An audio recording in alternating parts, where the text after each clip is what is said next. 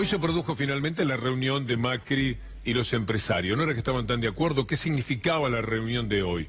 Poco menos que un ruego de Macri, que ya está mucho más amenazado que por Cristina, porque para eso falta demasiado, por María Eugenia Vidal, porque esa gente que está allí parece ser ya no lo quiere a Macri.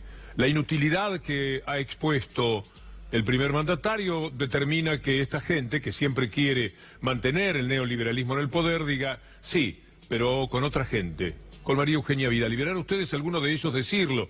Algunos van desembosadamente a manejar esto y otros lo hacen de una forma un poco más críptica, pero todos están pensando en que Macri ya no es el candidato.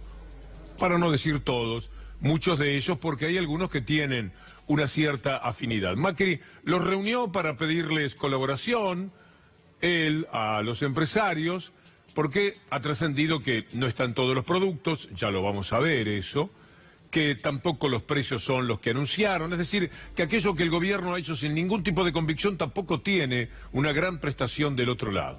Esta fue una reunión que muchos de ellos cuando se iban se preguntaban ¿y para qué vinimos? Y Macri se habrá preguntado ¿y para qué lo llamé?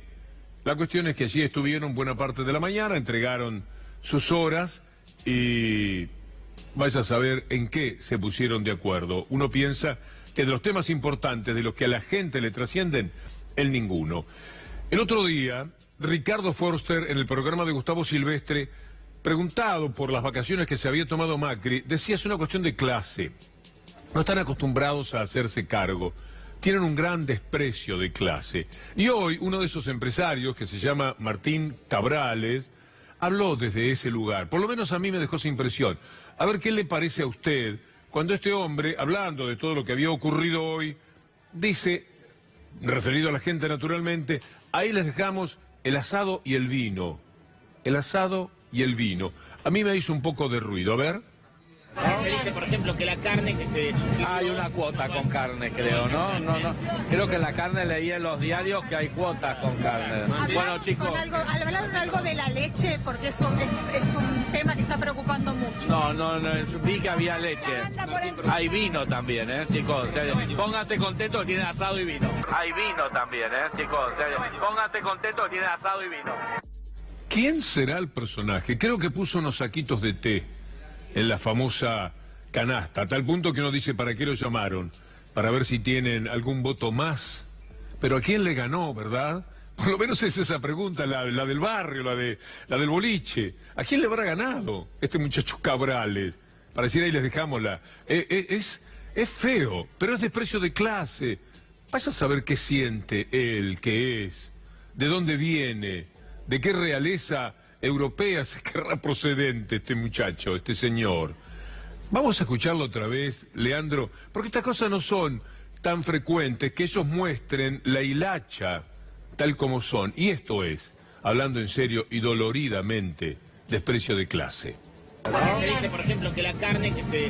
Hay una cuota con carne, creo, ¿no? Creo que en la carne leí en los diarios que hay cuotas con carne. Bueno, chicos... ¿Hablaron algo de la leche? Porque eso es un tema que está preocupando mucho. No, vi que había leche. Hay vino también, chicos. Pónganse contentos que tienen asado y vino. Hay vino también, chicos. Pónganse contentos que tienen asado y vino. Es lo que somos el resto, asado y vino, le faltó catalogarnos, dejémoslo ahí, porque tampoco vale demasiado la anécdota en sí misma, tan solo es demostrativa de lo que muchos de ellos piensan referido al resto de la gente. Pero este hombre soltó algo que tiene que ver con lo que en un principio les estábamos manifestando. Macri ya no corre contra Cristina porque no sabe si va a poder competir con Cristina Fernández de Kirchner, dado que todavía tendrá que saltear un inconveniente bastante serio que tiene. Clarín, ya se sabe, le ha soltado la mano. Fíjese, Clarín hoy tenía como título el precio del dólar porque había subido unos centavos. Bueno, el canal del grupo. Están jugando ya a otra cosa, da la impresión en muchas ocasiones. Los empresarios también. Dicen ya con Macri, con sus mentiras, con su bravuconada, con sus vacaciones permanentes, con su alma de vago, no vamos a ningún lado. Por lo menos la otra parece que es trabajadora, que es más seria. Está destruyendo a la provincia de Buenos Aires, María Eugenia Vidal. La está endeudando más todavía que al Estado Nacional. El rango de inseguridad ha crecido de una manera pavorosa, pero está muy protegida por los medios, por todos los medios. Entonces la va llevando. Y Macri por eso la espiaba. Todavía no lo dicen porque salen perdiendo todos. Pero lo que Macri quería saber de María Eugenia a través de su amigo Arribas, el que maneja la oficina de espías, era en qué anda María Eugenia Vidal, qué es lo que dice cuando habla con los popes de Clarín, etcétera, si ella quiere ser candidata y desbancarlo. En esto están. Escuchémoslo a Cabrales. Por lo que hablé con el ministro, y estas medidas van a dar un poco de respiro, van a dar un poco de aire. También habló de Macri como único candidato. En realidad todavía no hay candidatos declarados. ¿Cómo tomás estas versiones que dicen que Macri podría no ser y ser María Eugenia Vidal? ¿Te seduce más esta opción? Podría ser María Eugenia, ¿por qué no? No lo veo a Macri indispensable. No lo veo a Macri indispensable. Muy bien. Pasará Macri a comer asado y vino. A esa categoría lo pondrán. Hablemos de lo que ha pasado en estas horas graves, porque nada se cumple. Claro, el gobierno no tiene fe en esto, porque no lo siente, porque no es lo suyo, porque además se dan cuenta que es una enorme contradicción. Y del otro lado, los que tienen que cumplir también saben que el gobierno no le interesa demasiado, pero además, ¿quién va a controlar? Acuerdo de caballeros con esta gente que toda la vida se la quiere todo para ellos. Imagínense, han pasado siempre el rastrillo como en el casino cuando nos cantan cero. En consecuencia, no van a ser los que se preocupen demasiado por el cumplimiento de todo esto. Miren ustedes lo que ha sucedido. Los inversores están en alerta, por otra parte. Si Macri no mide, exigen que Vidal sea la candidata a presidente. Esto lo dice Infobae, que siempre ha sido muy del palo. El riesgo país no para de crecer. Al ritmo de encuestas poco favorables para el oficialismo, al menos el gobierno logró desacoplar el dólar del derrumbe de los bonos. Pero vayamos, les decía, a todo lo que ha sucedido en estas horas. Mire, el lado B del programa, de la realidad del control de precios lanzado por el gobierno es el fracaso. Los precios esenciales se esconden problemas de base que amenazan con hacer naufragar el último manotazo electoral de Cambiemos. Miren lo que sucede con la canasta. La canasta arranca con un 60% de los productos. Aquí dice el 70%, porque el diario que marcamos es de esta mañana. Pero no, la realidad es que fue el 60%, según lo que contabilizaron los especialistas. La canasta esencial arranca entonces, lea, con el 60% de los productos. Pero lo que pasa con la leche.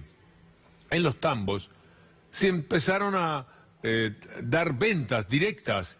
Los que tienen la posibilidad de ir a los tambos van y muchas gracias al amigo Aprile, que nos ha enviado algunas fotos para corroborar que esto es así. Podemos verlas, Leandro, porque me parece interesante. Por la crisis está creciendo la venta de leche al público en los tambos. A 20 pesos el litro, imagínese. Hay un código alimentario que prohíbe venderla cruda. ¿Sabe cuándo había pasado esto? Como todo lo malo, lo trágico que económicamente vive la Argentina, en el 2002. El peor marzo de los últimos años, desde el 2002 para acá, fue este, por ejemplo. Ahí está la fotografía, la gente en el tambo comprando la leche. Como yo la tomaba cuando era chico. Y como muchos de ustedes, por supuesto. Mire el movimiento que se da. La gente comprándose la leche ahí, directamente en el tambo. Es que no quieren cerrar. 2 tambos por día cierran. Las pymes en general, por otra parte, tienen que bajar la cortina, 10 por día. Esta noticia rompe el corazón porque tiene que ver con lo más importante para generar trabajo. Son las pymes las que dan el 60 o el 70% del trabajo en la Argentina. Y son las pymes las que menos echan a sus trabajadores. Las grandes empresas son echadoras porque, claro, González, Ramírez no les suena. Pero en una pyme, González, Ramírez por ahí es un pariente o un amigo. Entonces se cuidan muchísimo. Las pymes en Argentina, léalo conmigo, cierran a un ritmo de 10 por día. Y ya se perdieron 197.000 puestos de trabajo. Los garayistas se están quedando sin trabajo, porque los garayistas han tenido que cerrar. ¿Puede creer esto que pasa? Sobre todo en Palermo, en Caballito. Los garajes cierran porque la gente está haciendo lo posible por utilizar otro medio de transporte. Al que tiene auto todavía le resulta un poco más barato el transporte público de repente, o le dejarán corriendo el riesgo, tirándose, jugándose la lotería de que no se lo lleven al auto. Si no me lo llevan 20 días, cuando me lo llevan una vez, igual compenso todo lo que no gasté en los garajes. La cuestión es que en un año cerró casi el 10%. El 10% han cerrado. Hablando de cierres, ha recorrido la avenida Belgrano, las clásicas mueblerías de la avenida Belgrano. Nuestra compañera Salto estuvo dando una vuelta y miren cuál es el balance. Se registran en promedio 3 locales cerrados por cuadra. Ya no hay cuotas sin intereses y los precios de lista se actualizan semana a semana por la suba del dólar. Claudia Salto. Estos negocios trabajaban terriblemente, muchísima gente entraba, compraba, hoy no entra nadie, tampoco consumen. Los pocos que entran directamente cuando piden presupuesto y demás, ya es imposible que lo hagan. Y han cerrado aproximadamente 16 comercios, mueblería, porque ya no se puede bancar más ni los servicios, ni menos el alquiler, y los empleados también. Al menos 3 locales por cuadra están cerrados. Como mínimo, sí. Estos últimos meses, cualquier cantidad de locales, cuando hace 3 años, 4 años atrás se peleaban por un local cualquiera, de donde sea, de Jujuy para el Bajo. Como diría el impresentable González Fraga, se creían que podían cambiar los muebles, que podían tener un sillón nuevo. Eso que dicen que a veces hasta arregla los matrimonios, cambiando los muebles, parece que es una nueva vida. No, no se puede más. Se creían que podían hacer eso, diría González Fraga. Bueno, esta es la realidad. No todos tienen que andar cambiando los muebles, no todos tienen que cambiar el celular. Hay una vida para unos y para otros, como dice Cabrales. Muy bien lo de Cabrales. Para ustedes quedó el vino y el asado. Quédense tranquila, hay vino y asado ahí. Los otros, los del caviar, los del pescado fino, los del lomo a la pimienta, qué sé yo. Esa gente vive de otra manera. Eso sí, podrían cambiar los muebles, pero no en la avenida Belgrano, quizás pensarán ellos. Tremendo lo que pasa. Y los créditos bancarios, todos los días les llega al doble de la gente que antes un aviso del banco: señor, usted está en deuda, está moroso, tiene que venir a pagar. Pero la gente no puede más y sigue acumulándose una deuda que le va costando mucho con los intereses. Se duplicó el último año la cantidad de créditos bancarios impagos. Penoso, muy triste que a uno lo persigan para cobrarle las deudas. Uno no sabe qué hacer, se desespera, se enferma. El neoliberalismo mata, porque enferma y a la gente le quita años de vida, sin ninguna duda. Esto no se puede negar. Mire, los Estados Unidos, que usted imaginará como el paradigma del neoliberalismo, entre los 30 países más poderosos, es el número 30 en el promedio de la expectativa de vida. Llamativo, ¿no? Bueno, mire lo que pasa con la deuda. La deuda suya, hablando de la deuda del banco, la deuda que toman los jubilados, la deuda que toma el país. Ya existe la certeza de que cuando no esté Macri, el que sea, va a tener enorme trabajo para poder pagar la deuda. Será casi imposible. Preocupan los vencimientos de deuda post-Macri. ¿Cómo no van a preocupar? Yo podría decirle algunas de las cifras de memoria tomadas de lo que Julia Estrada siempre nos está informando. Este año, 37.000, el otro 40, el otro 50, el otro 55. De verdad, 1.000 millones de dólares. Cuando digo 50, ¿de dónde va a salir esa plata para pagarlo? ¿Cómo van a hacer? Es imposible. Estaríamos en default, por otra parte. La Argentina está en default. Solo que vino el Fondo Monetario Internacional y puso el dinero para que le sigan pagando a ellos mismos, porque ellos son los que luego se convierten en fondos buitres, los que antes le prestaron dinero a la Argentina. Y la Argentina fue a pedirles ayuda. Cuando uno escucha a los personajes del gobierno, dice: ¿de dónde salieron estos tipos? Como se pregunta por Cabrales, el vino y el asado. Me ha dejado eso, supongo que ustedes también. Pero los funcionarios, ¿de dónde salieron? Bueno, Sturzenegger era conocido. Sturzenegger es un tipo que ya había trabajado muy mal en otro tiempo. Y volvió al gobierno. Era el que decía que Durán Barba, ¿se acuerda?, les pedía que nunca dijeran la verdad. Siempre mientan, siempre oculten. Nunca digan nada, porque si no los otros se avivan. Efectivamente, Este hombre ocultó todo. Mire lo que dice Sturzenegger, pero préstele atención, porque este hombre fue funcionario muy importante del país. Lo fue también cuando la debacle del 2001. Estaba con Cavallo, con todos ellos. Ahora volvió. Lo trajeron los diarios que mandan en nuestra vida, los que digitan, los medios de comunicación. ¿Quiénes son los buenos? ¿Quiénes son los que saben? El mejor equipo de los últimos 50 años. Y ahí estaba Sturzenegger. Mire lo que decía de la inflación.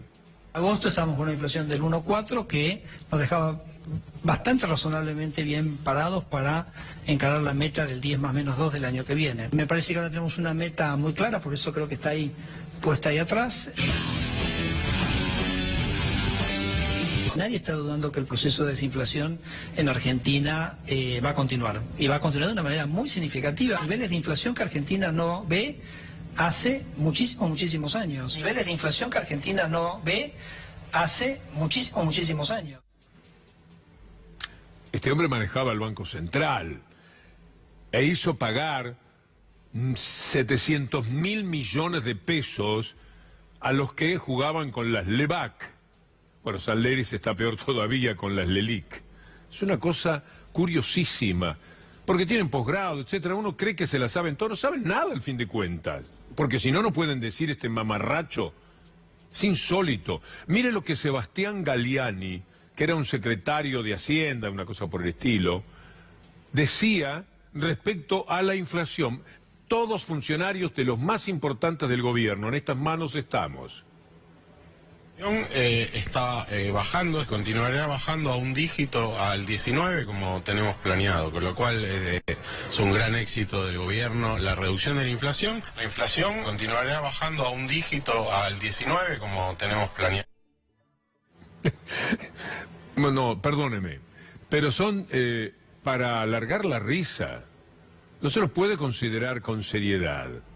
Llegó a una cosa, a un lugar muy, pero muy importante. Lo dicen para convencer a la gente y a los mercados piensan que diciéndolo, los otros le van a llevar a la punta. Sí, tiene razón, entonces vamos a hacer las cosas de otra manera. Y por ese camino es que mienten de la forma en que lo han hecho. Es curioso, Pinedo no tiene tanta responsabilidad como ellos. Pinedo no es economista, no sé qué es Pinedo. Bueno, fue presidente 9 días incluso, correctamente. Estaba bien, no, 9 horas fue presidente en la Argentina. Y está bien, finalmente. Él no tiene tanta responsabilidad cuando dice, la inflación, es como Michetti, no tiene ni idea de nada. La inflación subió, dice, después chic, o no sé cómo qué, cuál es el sonido que la onomatopeya que usó para hablar de la brutal caída que la inflación tendría. Estamos en un momento espantoso de inflación, que va así, ¿no? Después va a bajar bastante el mes siguiente. Y el otro mes, julio, vamos a estar 2 o menos de 2. Tal vez 1 y algo. Miércoles. Así va a ser. La inflación del mes de marzo. Vean esta cifra. Así va a ser. Si meten esa baja, bueno, va a ser eso. Empiezan a hacer goles, ¿eh? Va a ser eso. Hasta ahora no pudieron patear el arco. Federico, se cumple eso, es una gran noticia, ¿eh? Estás alegrando la noche de mucha gente. Va a ser una gran noticia. Así va a ser. Federico, se cumple eso, es una gran noticia, ¿eh? Estás alegrando la noche de mucha gente. Va a ser una gran noticia. La acumulada del primer trimestre del 2019 ya es del 11,8%. Pero Pinedo, pobre Pinedo, habla porque el aire es gratis en este tema, ¿no? De la economía. Por lo que le dicen, por lo que oyen, vos decís tal cosa y él va y lo repite. Como Macri, me parece. Porque lo grave no es Pinedo o Galliani, hasta el propio Sturzenegger. Lo grave es Macri cuando habla de la inflación. ¿Tiene alguna fórmula? ¿Puede explicar cómo hacer eso? Porque parece un problema difícil. No, ¿qué va a ser difícil? ¿Cómo se soluciona? No. Está bajando la inflación, porque la inflación ya está bajando como les prometí. Que en el segundo semestre iba a bajar, está bajando y va a seguir bajando. Que está bajando la inflación, porque la inflación ya está bajando como les prometí. Yo me comprometí a que la inflación iba a bajar. Ajá. Y va a ir bajando lentamente todo el segundo semestre, y el año que viene va a ser menor, que este año sustancialmente menor y el otro va a ser menor. El año que viene la vamos a sentir muy abajo, o sea, mucho más abajo. Sí, va a estar debajo del 20%. Claro, va a estar debajo del 20%. ¿El año que viene? Sí, el año que viene. ¿Debajo del 20%? Debajo del 20%. El primer día dije, tenemos que bajar la inflación, lo estamos haciendo. Pero ahora viene en reducción permanente y va a seguir reduciéndose. El primer día dije, tenemos que bajar la inflación, lo estamos haciendo. Pero ahora viene en reducción permanente. Vamos a hablar de precios cuidados. ¿Eso va a seguir vigente, el tema de una canasta?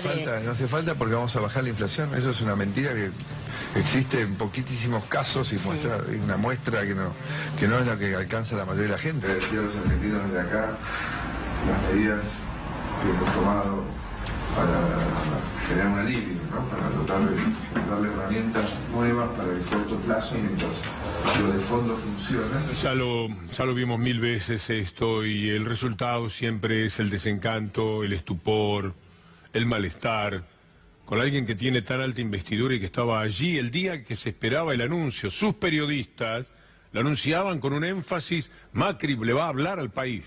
Todos estábamos esperando, Macri va a hablar al país, ahí estábamos. Después dijeron, no, va a hablar por YouTube. Entonces la gente se colocó en YouTube, había 31.000 personas en espera a la hora en que iba a hablar. Y se mandó con este video mal hecho, con él alunado. Ciertamente fue algo muy desencantador. Como resulta también que en la semana de elecciones en la provincia de Santa Fe, Carrió salga a jugar. Clarín publicó hace un par de días que estaba refugiada, no quería saber nada porque el tema de D'Alessio, de los espías, su vergonzoso proceder, el daño que le ha hecho a tantas personas en su vida de perseguir a los demás y no fijarse en ella misma, ha determinado que se llamara a cuarteles de invierno, pero le duró 48 horas. Ahora salió a pelear contra los socialistas de la provincia de Santa Fe, justo en la semana que hay elecciones. El socialismo, Bonfatti, María Eugenia Bielsa, Perotti, que van a sumar sus votos en la única paso con distintos candidatos, y Cambiemos. Como Cambiemos va a salir tercero en el mejor de los casos, porque no hay más de 3, salió igual a dar pelea, a decir esto, Carrió sobre los monos y Bonfatti. Se publicó que D'Alessio habría venido a la provincia para operar contra el socialismo, contra Bonfatti. No, Bonfatti no es tan importante para operar contra Bonfatti. Bueno, pero el que más intención de voto tiene, acá en la provincia de Santa Fe. Mire, si usted quiere votar por los monos, vote por Bonfatti, no hay problema. ¿Votar por Bonfatti y votar por los monos? Bueno, ustedes me están provocando. No, yo le estoy preguntando. Ustedes me están provocando, después no se me hagan que Lilita exagera. Mire este título. Se amplían los vínculos de D'Alessio con los monos. Lo que iban a hacer era que D'Alessio le pedía al jefe de los monos, hace algo, decí que le dabas plata a Bonfatti, por ejemplo.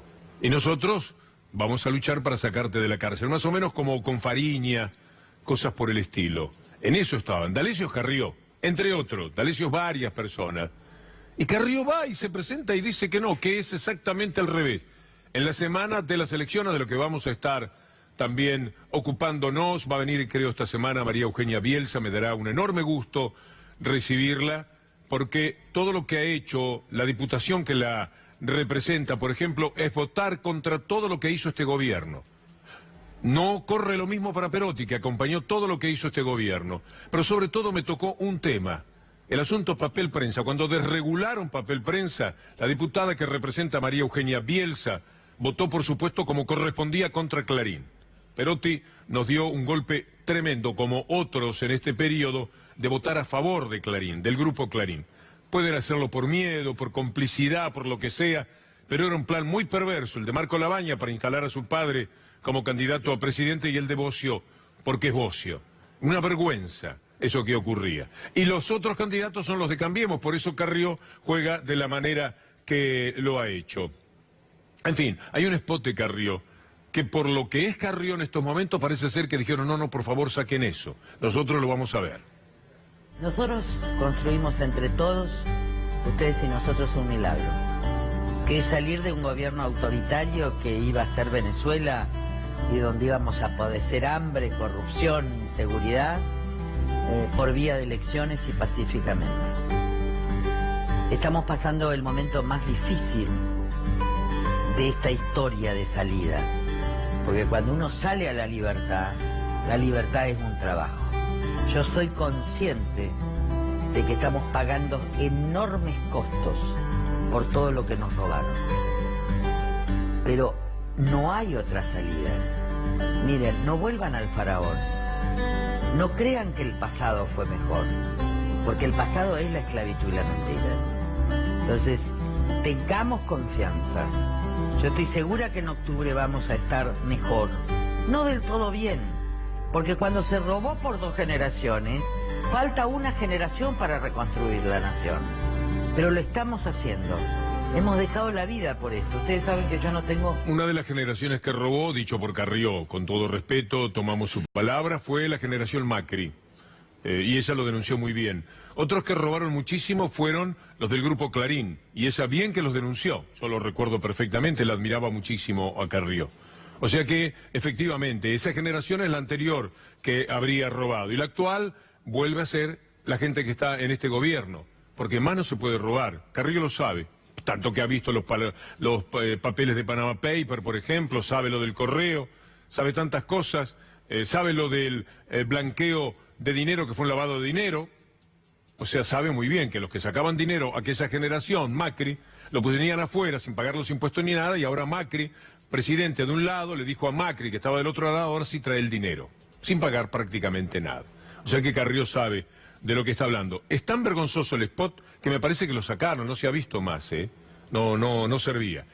Como también es delicado, si hablamos de cosas complejas, comprometidas, la situación de Stornelli, el hombre que le baja el micrófono a un periodista, a otros por supuesto que los atiende, pero a un periodista le baja el micrófono como si fuera un martillo que actúa, que va contra lo que es la libertad de expresión. Pero ¿por qué no puede responder? Porque no se puede detener. Entonces baja el micrófono una y otra vez. Y lo baja, porque no puede hablar. De la misma manera que no puede ir a conversar con el juez Alejo Ramos Padilla. Sigue en rebeldía, que es una palabra ya moderada para decir lo que significa Stornelli hoy día en el mundo de la justicia.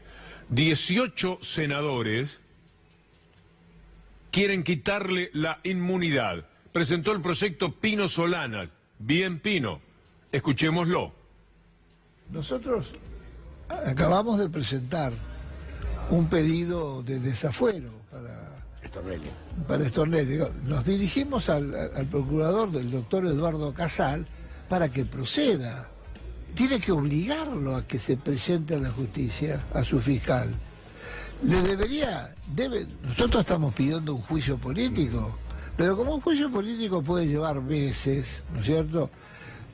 Lo que es importante es que ahora se le saque los fueros para que pueda el fiscal ir y declarar todo lo que sea necesario en la indagatoria que lo ha citado el juez Ramos Padilla. Uno de los presos políticos de este régimen pavoroso que comandan los medios de comunicación y que ejecuta Macri con tipos como Stornelli, ha determinado que tengan que defenderse, aunque sea cuando tienen la chance de saber que los filma otro, que los filman. A Stornelli le pasaría que ahora sepamos esto de Ferreira si él hubiera grabado, porque si hubiera grabado se hubiera cuidado y entonces no hubiera dicho lo que cuenta Ferreira, que le dijo Stornelli, de una manera totalmente creíble entre Stornelli y Ferreira, porque conozco además a Ferreira, que era el dueño de la 1030, por cierto que le creo en este caso a él. De estar incomunicado, voy a comparecer frente al fiscal, el doctor Stornelli, me dice: Gerardo, yo tengo muy buenas referencias tuyas y de tu familia, y en orden a eso quiero decirte claramente cuáles son las reglas de juego de esta causa. Si vos te arrepentís, te vas inmediatamente en libertad, y si no te arrepentís, vas a la cárcel. Bueno, ante una disyuntiva tan cruel y tan contundente, yo le expresé: ¿y de qué cosa tengo que arrepentirme, Carlos? Y él me dice: de haber colaborado con estos mugrientos. Digo: ¿cuáles mugrientos, Carlos?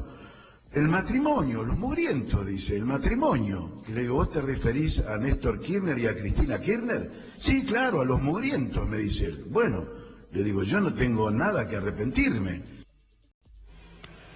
Esta es la gente que está manejando la justicia en la República Argentina, por así llamarle. Alguna vez habrá que dar cuentas de esto, tendrán que rendirlas sin ninguna duda, porque si no, uno siente que no valió la pena ni vivir cuando esta justicia actúa de esta forma. Ese hombre tiene, Stornelli, casi 30 presos políticos, él con Bonadío en su comportamiento de cachafaz. Él dice que no va a hablar con Ramos Padilla, porque Ramos Padilla no tendría que ser el titular de la causa, él que se robó la causa de gas licuado para poder meterse en el mundo de los cuadernos con Bonadío.